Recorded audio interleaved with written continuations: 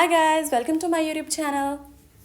In this short tutorial, I'm gonna show you that how can you make your TikTok account private. So let's start up the process. To start up the process, open up your TikTok app. Then tap on profile at the right option at the bottom of the screen. Then tap on three lines at the right top of the screen.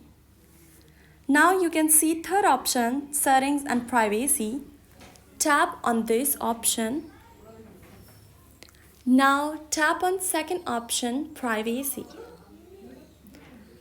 Now you can see first option, private your account. Tap to this option and turn this blue to make your account private. After making your account private, only users you approve can follow you and watch your videos. So if you have any question about this whole process, please let me know in the comment section below. Subscribe to this channel for more tutorial videos.